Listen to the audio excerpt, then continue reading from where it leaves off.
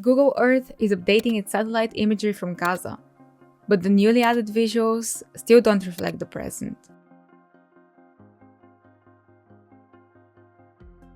Visible on both Google Earth and Google Maps, the updated satellite imagery shows destruction mostly in the area around the Beit Hanoun neighborhood in northern Gaza, and it dates back to October and November 2023, meaning Google still doesn't have current mapping of Gaza.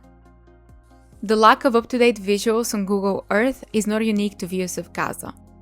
From war-torn countries such as Ukraine to the central parts of busy megacities like New York and London, satellite imagery is usually around 2 years old. Still, satellite companies have reportedly been delaying the release of their images from Gaza, with a Semafor investigation from late 2024 describing restricted access to visuals of the Gaza Strip from satellite imagery company Planet Labs, which supplies Google. Up until 2020, the 1997 Kyle-Bingaman Amendment to the US National Defense Authorization Act restricted American companies from publishing satellite images from over Israel and occupied Palestine with resolution higher than 2 meters per pixel. In June 2020, the US Commercial Remote Sensing Regulatory Affairs Office began allowing commercial satellite companies to produce higher quality images.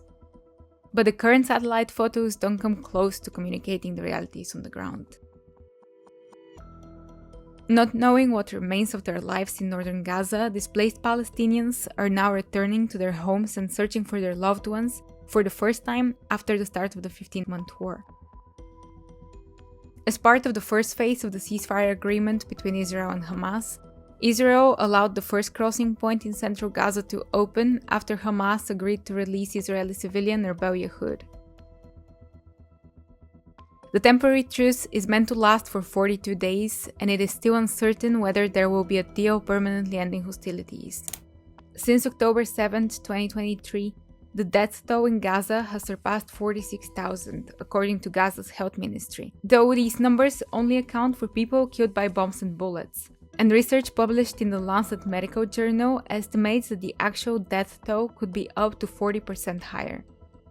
The report also says that 59.1% of those who died from traumatic injuries were women, children, and elderly people.